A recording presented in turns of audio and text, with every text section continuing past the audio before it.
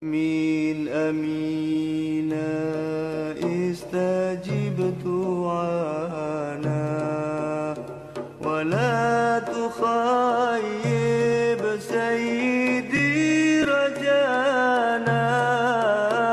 آمين آمين استجب دعانا ولا تخيب سيدي.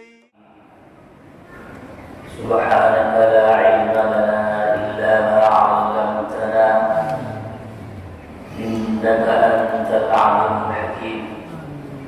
رب اشرح لي صدري ويسر لي أمري واحلل عقدة من لساني يفقهوا قولي ولا حول ولا قوة إلا بالله العلي العظيم. Jemaah masjid Agung Sunan Ampel Surabaya yang selalu mendapatkan rahmat Allah, alhamdulillah pada pagi hari ini kita bisa dipertemukan kembali di tempat yang barakah ini di Serambi Masjid Agung Sunan Ampel Surabaya dalam keadaan sehat walafiat dalam rangka mengkaji, memaknai, memahami ayat-ayat Al-Quran Karim melalui kitab Al-Jalalain. Kita telah sampai pada ayat yang ke-94 surat Hud. Mari kita awali dulu kajian tersebut ini dengan hadiah seperti ila hadratin Nabi Mustafa Sayyidina wa Habibina wa Syafi'ina wa qurrati a'yunina wa maulana Muhammadin sallallahu alaihi wa azwajihi وآل بيته وذريته وأصحابه والتابعين بإحسان إلى يوم الدين وإلى حضرات الأنبياء والمرسلين والشهداء والصالحين وأهل الطاعة أجمعين وإلى حضرة الأولياء الله وأولياء الصالحين إلى مكان مشهد الأرض إلى قرار نحن الوحدة خصوصا أن يكسونا أقل وصول وإلى إليه وإلى حضرة المصر أعوذ بالله من الشيطان الرجيم. بسم الله الرحمن الرحيم. الحمد لله رب العالمين الرحمن الرحيم مالك يوم الدين إياك نعبد وإياك نستعين اهدنا الصراط المستقيم صراط الذين أنعمت عليهم غير المغضوب عليهم ولا الضالين.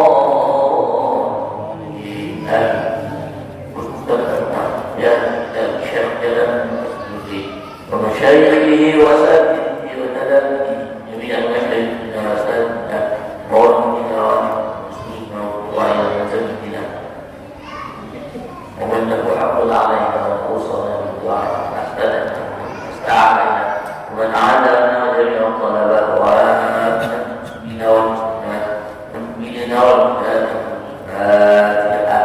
أعوذ بالله من الشيطان الرجيم. بسم الله الرحمن الرحيم. الحمد لله رب العالمين الرحمن الرحيم مالك يوم الدين إياك نعبد وإياك نستعين اهدنا الصراط المستقيم صراط الذين أنعمت عليهم غير المغضوب عليهم ولا الضالين.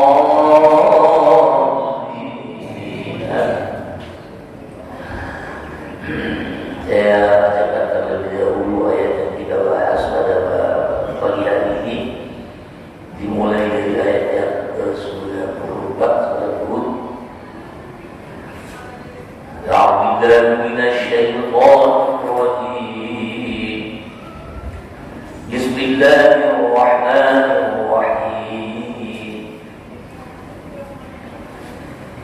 ولما جاء أمرنا نجينا شعيبا والذين آمنوا معه برحمة منا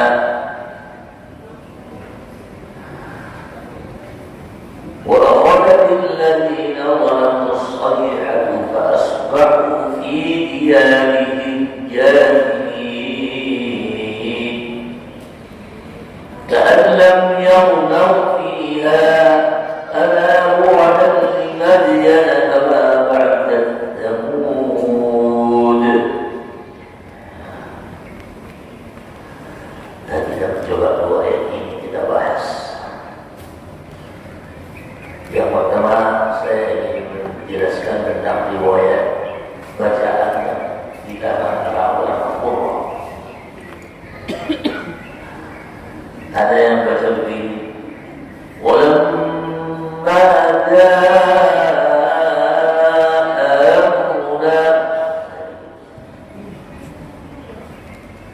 Ada yang baca walamma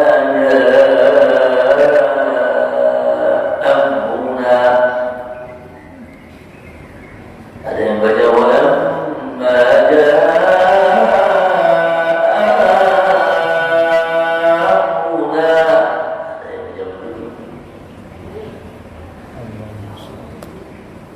نجينا شعيبا والذين آمنوا معه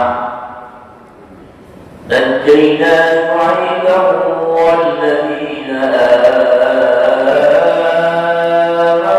معه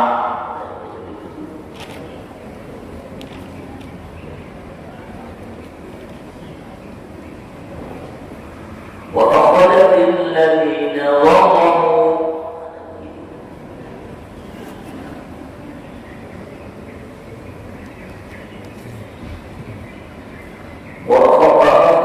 الذين ظلموا الصيحة وأخذت الذين ظلموا الصيحة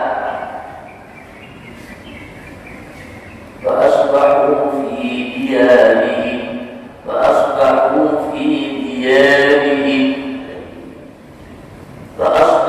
في ديارهم جاثمين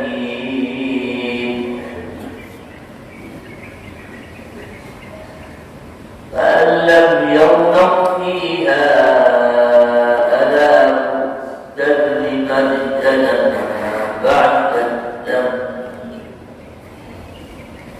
ألا بعدا لمدين كما بعد ثمود.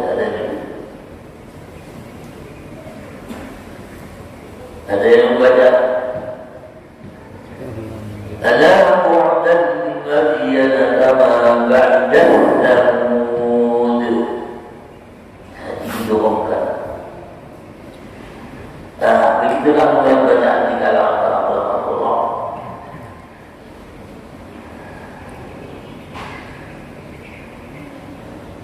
Walamma jaa amruna,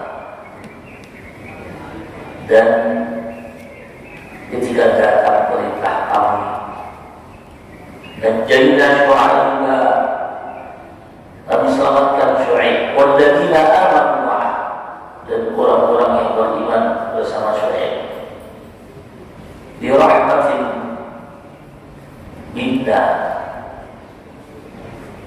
sebagai rahmat dari kami. Wa akhadhat alladhina zalamu as-sayhah, dan orang-orang yang zalim dibinasakan oleh teriakan yang keras.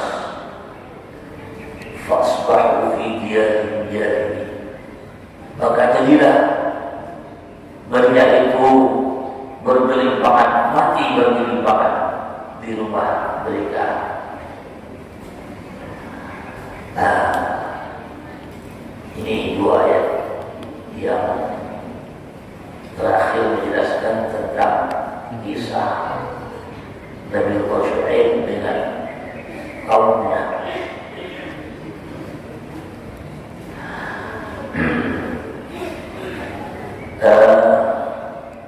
Pada ayat-ayat yang sebelumnya Allah Subhanahu wa Ta'ala menjelaskan tentang kisah Nabi Syu'aib dari awal, dan sebelumnya lagi Allah juga menjelaskan tentang bagaimana Allah membinasakan kaum-kaum yang terdahulu yang bermacam-macam bentuk kekafirannya kepada Allah Subhanahu wa Ta'ala, mulai dari Nabi Nuh alaihissalam disebutkan sebelum ayat ini, kemudian kaum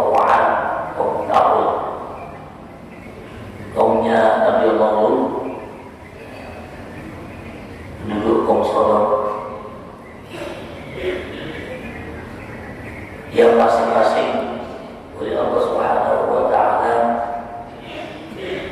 dimusnahkan, dibinasakan dengan cara yang berbeda-beda. Ketika Nabi Allah Nuh ditolak oleh kaumnya, Nabi Allah Nuh diutus oleh Allah sampai hampir 1000 tahun. Hanya sedikit yang beriman kepada Nabi Allah. Akhirnya oleh Allah Subhanahu wa Ta'ala kaumnya Nabi Nuh itu dimusnahkan, dibinasakan semuanya dengan didatangkan banjir bandang yang memenuhi permukaan dunia, sehingga tidak ada orang-orang lain kecuali Nabi Nuh bersama-sama orang yang beriman. Sudah dicinta kepada kemudian pada cerita berikutnya Allah Subhanahu wa Ta'ala diceritakan Yaumul yang sebelumnya setelah Nabi Allah Nuh, kemudian ada Ad. Ad itu nabinya adalah Nabi Hud, ila adin akhwam Hud. Juga oleh Allah Subhanahu wa Ta'ala dibinasakan.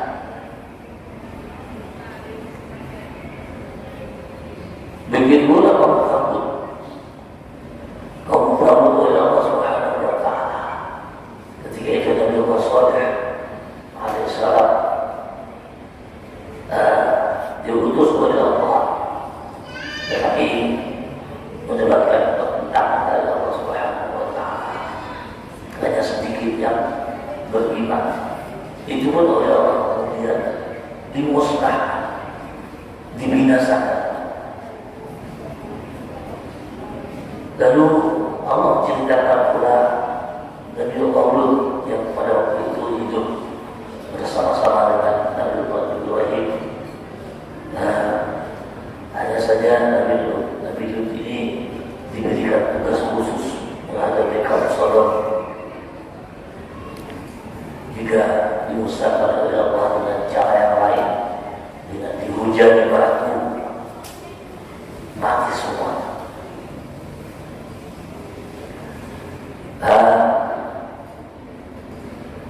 Itu cerita-cerita bagaimana Allah memusnahkan dan membinasakan kaum-kaum terdahulu sampai habis tidak ada manusia kecuali orang-orang yang beriman. Demikian pula ketika Nabi Allah Syu'aib alaihissalam diutus oleh Allah Subhanahu wa Ta'ala. Nabi Allah Syu'aib itu diutus oleh Allah Subhanahu wa Ta'ala setelah Nabi Allah Lut, setelah Nabi Allah Yaqub, setelah Nabi Allah Yaqub, juga setelah Nabi Allah Yusuf, ada Nabi Allah Yusuf, kemudian Nabi Allah Yaqub, kemudian Nabi Allah Yusuf. Setelah Nabi Allah Yusuf, baru kemudian beberapa tahun kemudian Nabi Allah Syu'aib. Kita telah menjelaskan hijrah tentang Nabi Allah Syu'aib pada ayat-ayat yang sebelumnya, di mana Nabi Allah Syu'aib itu oleh Allah diutus dengan misi yang utamanya yaitu mengesahkan Allah Subhanahu wa Ta'ala. Karena pada waktu itu kaumnya Nabi Allah Syu'aib itu menyembah berhala,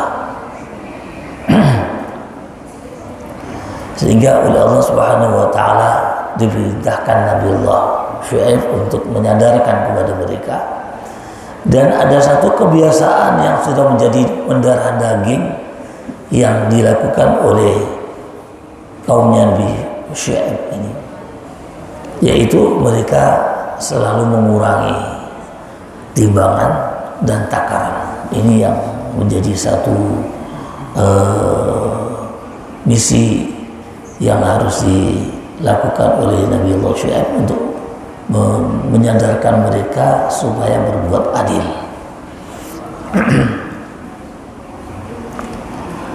Dan ini juga tidak bisa dihilangkan, ditentang oleh mereka. Walaupun tahu kalau itu adalah perbuatan-perbuatan yang tidak adil, tapi tetap dilaksanakan. Ketika disadarkan, mereka justru tidak mau. Ya, kemungkinan besar karena kalau menyadarkan mereka tidak terbiasa untuk berbuat adil itu, sehingga cara-cara untuk mendapatkan ekonomi yang gampang itu ya caranya seperti itu. Barangkali kalau kita membayangkan sekarang, menggambarkan sekarang, yang namanya korupsi itu sudah terbiasa, diberantas repot juga. Soalnya awal ketika dia mau menjabat satu jabatan, dia sudah mengorbankan uang banyak untuk bisa naik ke menjadi pejabat itu, sehingga mereka tidak harus mengembalikan uang yang harus dikorbankan tadi itu, sehingga mereka korupsi. Kalau diberantas repot juga. Saya sudah kadung menghabiskan uang, disuruh tidak korupsi ya repot. Atau paling gampang saja, sekolah itu ya dulu ya, sekolah itu masuk satu perguruan tinggi yang favorit itu kalau tidak nyogok nggak bisa masuk ya. Lah nanti kalau sudah kuliah, setelah selesai dari kuliah, saya dulu nyogok, untuk mengembalikan nyogok itu bagaimana saya bisa mendapatkan satu pekerjaan. Nah, setelah mendapatkan pekerjaan, dia ya mengembalikan apa yang dipakai untuk nyogok dulunya tadi. Itu satu contoh untuk memberantas korupsi ya tidak sama, tidak gampang. Yang sama dengan apa yang dilakukan oleh kaumnya Nabi Syuaib yang mengurangi takaran. Ketika orang membeli satu katakan buah-buahan yang ditimbang, timbangannya dikurangi. Sudah tahu orang yang mau beli itu sudah tahu kalau itu pasti dikurangi timbangannya, sehingga ketika dia memperkirakan harganya berapa, 50.000 ya, 50.000 Pak, nggak dapat satu kilo tapi hanya 7 on misalnya. Nah, sehingga memperkirakan untuk itu gampang. Nah, untuk menghilangkan ini kan repot juga. Memperkirakan 1 kilo itu berapa, repot juga. Itu satu gambaran betapa repotnya memberantas sesuatu yang sudah menjadi membudaya seperti yang dilakukan oleh kaumnya Nabi Syuaib. Sehingga Nabi Syuaib sendiri walaupun sudah berupaya, Nabi Syuaib itu juga memberikan contoh supaya mereka bisa berbuat adil. Nabi Syuaib datang juga dengan timbangan yang adil, dengan pokoknya memberikan contoh yang baik. Ya, itu tadi susah untuk diberantas oleh Allah Subhanahu wa taala, karena susah, tidak mau maka oleh Allah Subhanahu wa taala dibinasakan saja karena tidak sadar-sadar. Itu yang pernah terjadi pada beberapa tahun yang lalu. Tentunya apa yang diungkapkan oleh Allah Subhanahu wa taala dikisahkan kembali ini untuk menyadarkan orang-orang sekarang. Nah, kalau sekarang sudah ada contohnya korupsi, ya bagaimana caranya? Ya. Kalau dulu diadab oleh Allah seperti itu, artinya balasannya berat, ya, siksaannya berat. Nah, kalau sekarang kenapa kok Allah Subhanahu Wa Taala tidak memberikan sanksi seperti yang dahulu, dibinasakan sajalah? Ini sudah oleh Allah Subhanahu Wa Taala sebetulnya rahmat yang dibawa oleh baginda Rasul Muhammad Sallallahu Alaihi Wasallam. Ketika baginda diutus oleh Allah Subhanahu Wa Taala, maka umatnya walaupun berbuat macam-macam tidak dibinasakan oleh Allah. Termasuk yang dicontohkan kaum Sodom itu, ya, sekarang sudah terjadi juga. Orang kumpul kebo juga, ya. Di Indonesia sudah ada itu yang namanya kumpul kebo, ya. Di Sulawesi Utara sana, di Manado sana sudah ada kumpul kebo. Berapa banyak orang yang sudah kumpul kebo di sana. Itu seperti yang dilakukan juga antara laki-laki yang homoseksual, itu dilakukan juga. Itu oleh Allah dicontohkan, dulu dibinasakan oleh Allah. Sekarang kok nggak dibinasakan? Ini karena Allah memberikan rahmat melalui baginda Rasul Muhammad Sallallahu Alaihi Wasallam. Jadi tidak. Tetapi kita dapat gambaran betapa beratnya apa yang dilakukan oleh orang-orang yang berbuat seperti itu, korupsi, lesbian, ya, orang-orang yang kumpul-kumpul dan lain sebagainya. Itu betapa beratnya dulu hukumannya. Sekarang tidak dihukum, tentunya nanti di akhirat nanti hukumannya di sana, nanti dikumpulkan. Setelah di akhirat nanti akan kita mendapatkan azab oleh Allah Subhanahu Wa Taala yang tentunya ya berat seperti gambaran terdahulu dimusnahkan. Baik, saya ingin menjelaskan apa yang ceritakan oleh Allah Subhanahu Wa Taala kepada kaum Syuaib. Walamma jaa amruna. Ini kan setelah Nabi Allah Syuaib sudah kewalahan, nggak bisa, sudah kamu lakukan sendiri, saya juga akan lakukan sendiri. Ayat yang terakhir begitu Nabi Allah Syuaib menyatakan, sudah kalian lakukan sendiri apa yang tidak biasa kamu lakukan, saya juga akan melakukan seperti apa yang saya lakukan yang sebenarnya. Nah, nanti tunggu siapa yang akan diadab, gitu ya. Sudah ada itu, sudah ada peringatan dari Nabi Allah Syuaib. Siapa nanti yang akan disiksa, ya. Itu dulu. Waman huwa kadhibun wartaqibu inni ma'akum raqib. Kita sama-sama nunggu. Kita tunggu, sama-sama nunggu mana siapa yang akan diadab oleh Allah. Kalian apa? Saya, kata Nabi Allah Syuaib. Maka ayat ini menjelaskan membalaskan saatnya tiba apa yang telah diperingatkan oleh Nabi Allah Syuaib. Walamma jaa amruna. Dan ketika datang perintah kami, perintah apa? Ya janjinya Nabi Allah Syuaib tadi. Ya apa? Biihlakihim. Perintah Allah untuk membinasakan mereka. Adab kepada mereka seperti yang dijanjikan oleh Nabi Allah Syuaib. Najjayna Syuaiban. Kemudian kami selamatkan Syuaib. Diselamatkan setelah ya, sesuai dengan janjinya. Siapa yang mendapatkan adab? Yang mendapatkan adab kalian. Nabi Syuaib diselamatkan oleh Allah. Walaupun tempatnya sama-sama di situ, tapi Allah menyelamatkan. Bagaimana bisa menyelamatkan Nabi Allah Syuaib? Dengan caranya Allah Subhanahu Wa Taala.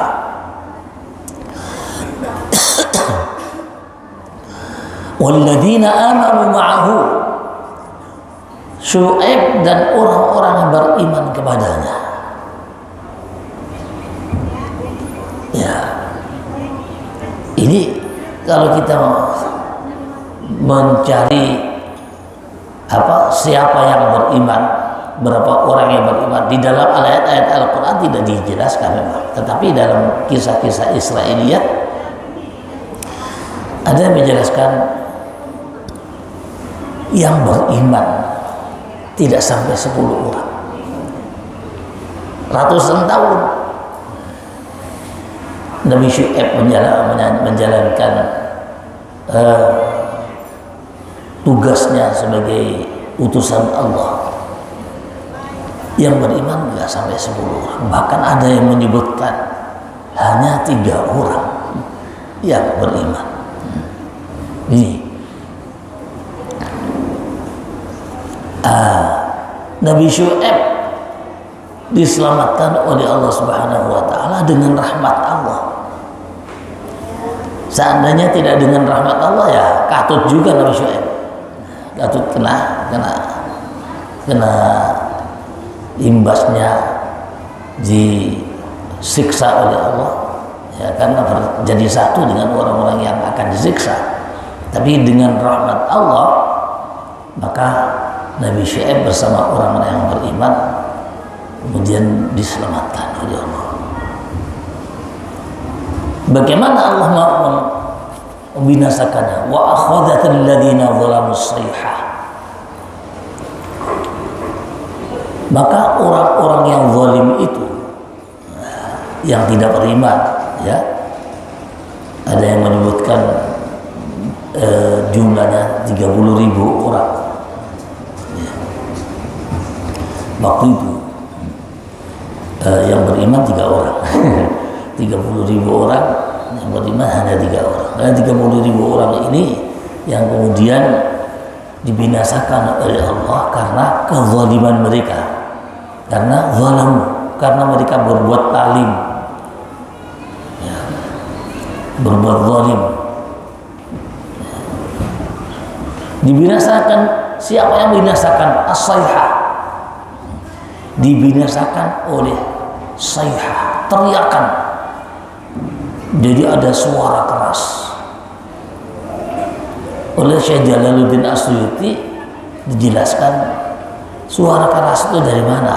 Ternyata soha bihim Jibril, malaikat Jibril yang berteriak.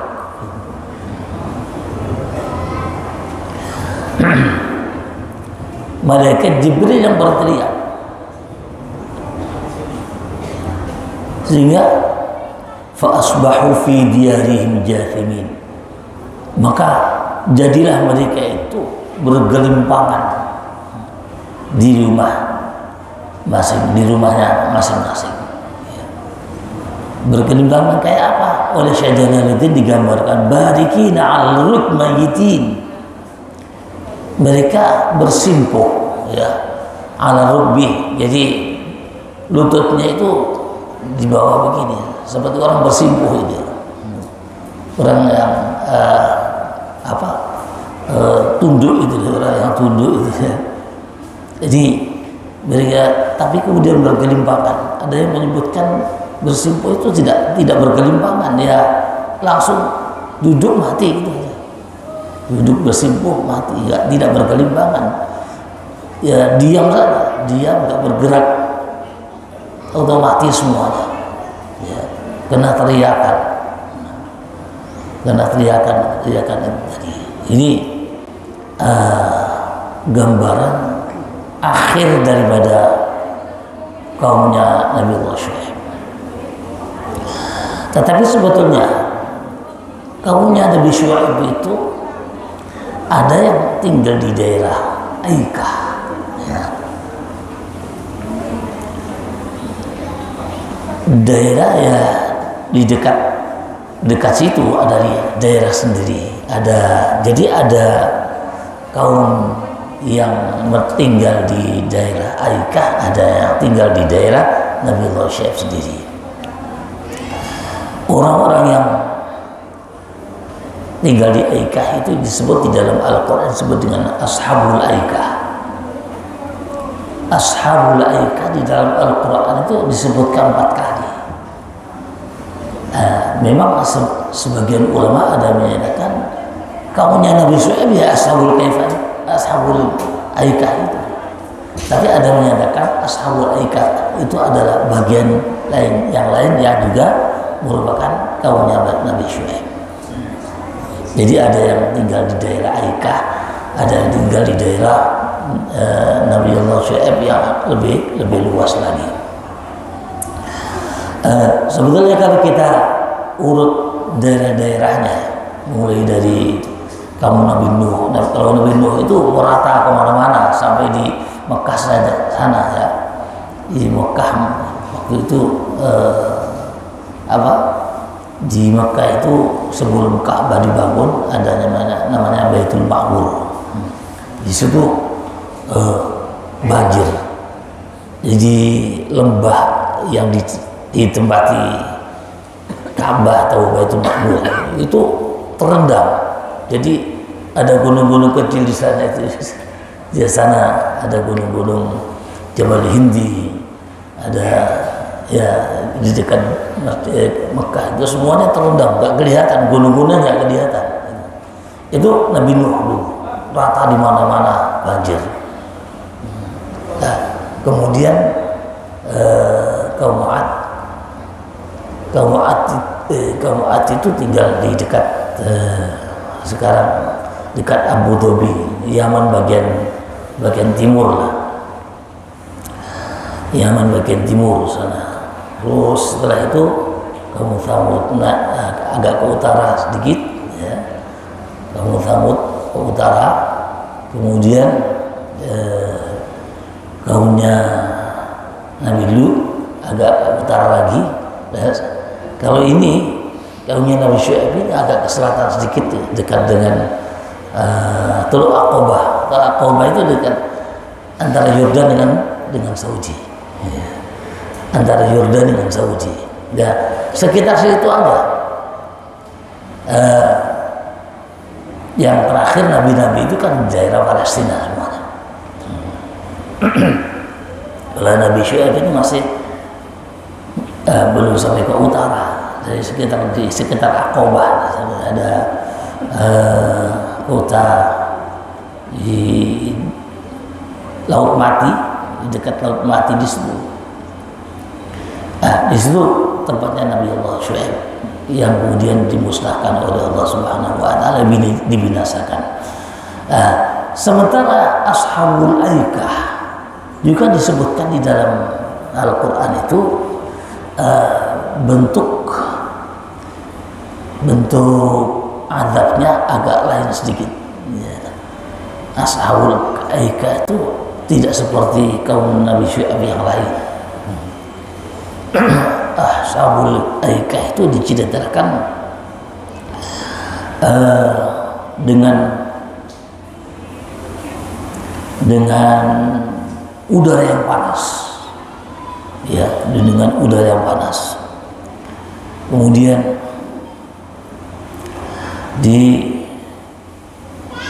dalam keadaan udara yang panas, kemudian ada gempa dulu.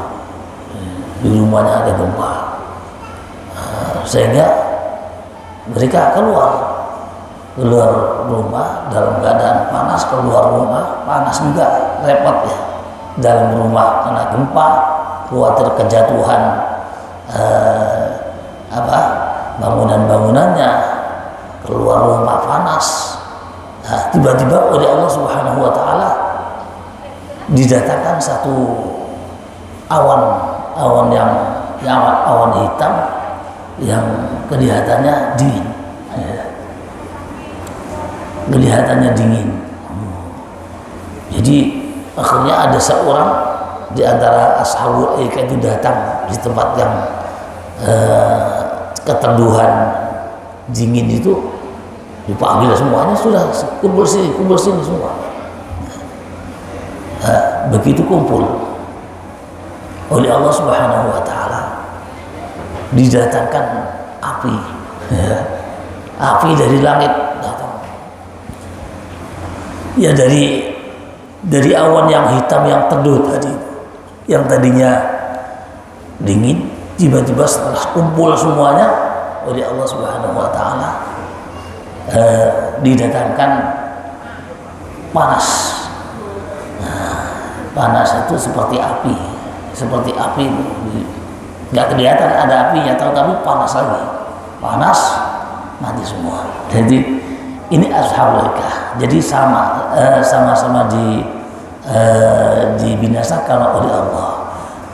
Hanya saja bedanya kalau ashabul aikah itu ada siksaan tersendiri, tidak sama dengan. Tapi yang penting apa yang dilakukan oleh ashabul aikah dengan kaum Syuaib yang lainnya sama-sama mengurangi takaran, mengurangi timbangan. Itu sama ashabul aikah dengan yang lain-lainnya. Ya karena memang satu wilayahnya hampir sama ya, berdekatan gitu saja. Fa asbahu fi diyarihim jathimin. Akhirnya mereka di rumahnya masing-masing yang Syuaib, kaumnya Nabi Syuaib itu bukan ashabul aikah, ini yang di dalam rumah masing-masing dalam keadaan mati bersimpuh tadi itu.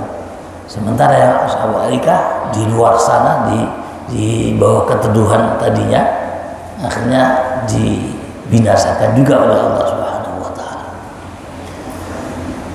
Sementara gambaran kaumnya Nabi Syuaib yang mati di rumahnya masing-masing itu ka'allam yaghnaw fiha, seakan-akan mereka belum pernah tinggal, ya. Ka'allam yaghnaw fiha, ya. Ka'allam yuqimu fiha, kata Jalaladdin. Seakan-akan mereka belum pernah menempati rumahnya itu. Kenapa? Ya karena kena gempa, hancur rumahnya, ya. Kemudian semua makhluk Allah saat itu semuanya habis, ya, binatang-binatang apa saja sudah nggak ada, rumah-rumahnya hancur, ya. Jadi seakan-akan belum pernah ditinggali, belum pernah ada orang yang tinggal di situ, semuanya sudah hancur. Ala bu'dal limadyana kama ba'idat Thamud. Ingat-ingatlah bu'dal limadyana,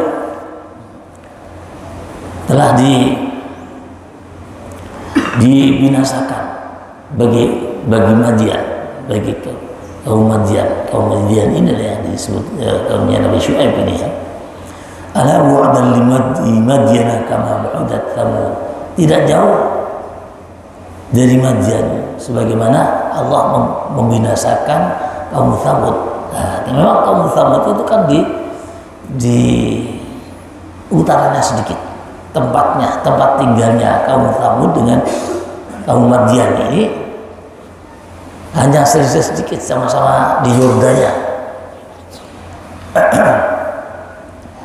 Jadi Madian ini dengan kaum Thamud tempatnya berdampingan, sama-sama di sebelah utaranya Saudi, ya. Sebagian ikut wilayahnya Yordan sekarang sama. Orang-orang Thamud juga di sana, orang-orang Madian juga di sana. Jadi berdekatan. Makanya di sini disebutkan tidak jauh dari Thamud, tidak jauh dalam pengertian tempatnya dan waktunya juga sama. Artinya kalau dilihat dari urutannya kan, Nabi Nuh dulu kaumnya dibinasakan, setelah itu kaum 'Ad, setelah itu kaum Thamud. Antara kaum Thamud dengan Nabi Syuaib hanya beberapa saja, ya, diselingi oleh Lut, Nabi Allah Lut. Tapi antara Thamud dengan kaum Madian ini ya berdekatan jaraknya, mungkin nggak sampai 1000 tahun. nggak sampai 1000 tahun antara kaum Tsamud dengan kaum Madian ini. Artinya, baru saatnya baru saja mereka masih mukong gitu. Dulunya sudah tahu kalau kaum Tsamud itu dibinasakan oleh Allah karena tidak menyembah Allah. Sekarang kok diulangi lagi, ya. Apalagi tempatnya juga berdekatan. Tentunya berita itu masih didengarkan, tidak jauh waktunya dan tidak jauh tempatnya. Kalau misalnya di sini dulu ada berita di Poso misalnya, ya. ada berita di Sulawesi dulu itu oleh Allah Subhanahu Wa Taala ada adab di sana. Tentunya kita kan masih mengingat-ingat, ya, karena dekat sama-sama Indonesia, sama-sama Indonesia, tempatnya berdekatan, ya, waktunya juga masih beberapa tahun yang lalu. Sama dengan ini, kaum Tsamud dengan kaum Madian ini sama-sama tempatnya berdekatan, waktunya juga tidak terlalu jauh. Itu kok masih terus melakukan seperti apa yang pernah dilakukan oleh kaum-kaum terdahulu, terutama penyembahan berhalanya. Sama-sama menyembah berhalanya, sama-sama. Di samping itu, kalau kita melihat bentuk siksaan antara kaum Madian dan kaum Tsamud, Madian dengan Tsamud itu sama-sama mendapatkan teriakan. Kaum Tsamud dulu juga mendapatkan teriakan. Jadi siksaan Allah atau binasanya mereka itu karena teriakan, teriakan yang keras, ya disertai dengan gempa. Sama apa yang dialami oleh kaum Madian juga teriakan yang keras yang disertai dengan gempa. Ada yang menyebutkan azab yang dialami oleh kaum Madian ini, ya, gempa, yang kemudian ada panasnya juga, ada teriakan. Tapi yang paling pokok adalah teriakannya itu. Begitu malaikat berteriak, semuanya mati. Semuanya mati. Bagaimana kita menggambarkan teriakannya, ya. Kadang-kadang kita mendengarkan sesuatu yang keras saja sudah nggak kuat, kan. Ini teriakannya malaikat Jibril. Mati semuanya. Nah, ini ternyata tidak jauh antara Tsamud dengan Madian. Sama-sama mendapatkan siksaan dari Allah dengan cara ada teriakan dan ada gempa. Sama-sama ada gempanya, ada teriakan. Itu ada tiga kedekatan, ya. Tidak jauhnya itu dari apa? Dari masanya tidak jauh, kan sampai 1000 tahun, ya. Dari tempatnya tidak jauh antara Tsamud dengan Madian, dan jenis siksaannya juga sama, tidak jauh juga, ya. Begitulah Allah Subhanahu Wa Taala menghukum kepada orang-orang yang perbuatannya itu, perbuatan yang paling pokoknya itu adalah tidak mau menyembah Allah. Itu sama-sama dibinasakan oleh Allah Subhanahu Wa Taala. Mudah-mudahan kita yang saat ini masih hidup, ya, kita diberikan oleh Allah Subhanahu Wa Taala hidayah. Jangan sampai kita menyembah selain Allah. Karena itu yang paling pokok. Semua yang dibinasakan oleh Allah itu karena tidak menyembah Allah. Mudah-mudahan kita selalu mendapatkan hidayah dari Allah, inayahnya dari Allah Subhanahu Wa Taala. Mudah-mudahan sedikit ini bisa menambah kepada kita untuk lebih meningkatkan ketakwaan kita kepada Allah, meningkatkan keimanan kita kepada Allah Subhanahu Wa Taala.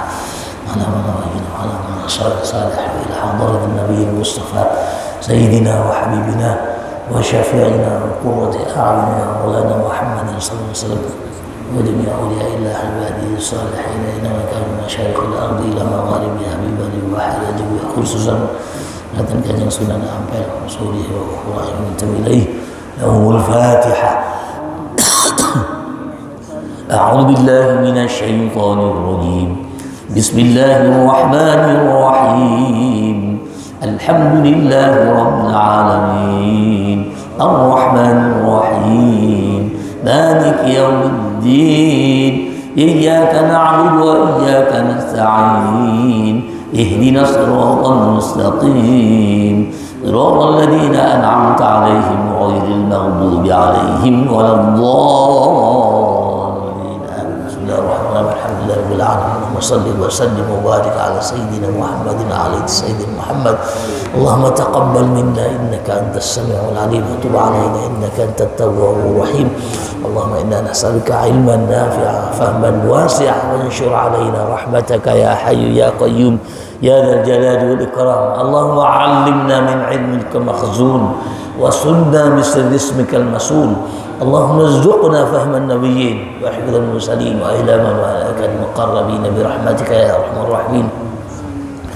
اللهم اغفر لنا ذنوبنا وذنوب آبائنا وأمهاتنا وذنوب آباء آبائنا وذنوب أزواجنا وذنوب أولادنا وذنوب أولاد أولادنا وذنوب جميع مشايخنا وذنوب جميع مشايخ مشايخنا وذنوب جميع الطلبة وذنوب جميع المسلمين والمسلمات والمؤمنات. اللهم ارحمنا وارحم جميع المذنبين من أمة سيدنا محمد صلى الله عليه وسلم إنك على كل شيء قدير. ربنا آتنا في الدنيا حسنة وفي الآخرة حسنة وقنا عذاب النار.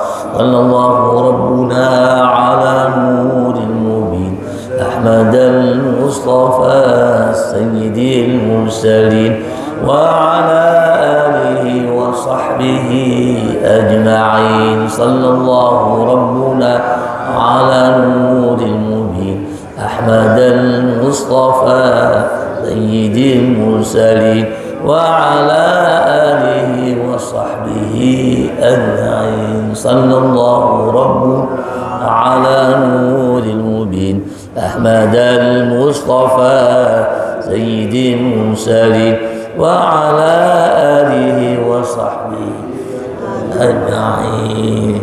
مولاي صل وسلم دائما أبدا على حبيبك خير الخلق كلهم هو الحبيب الذي ترجى شفاعته لكل هول من الأهوال مقتحم. يا رب بالمصطفى بلغ مقاصدنا واغفر لنا ما مضى يا واسع الكرم. سبحان ربك رب العزة عما يصفون وسلام على المرسلين والحمد لله رب العالمين.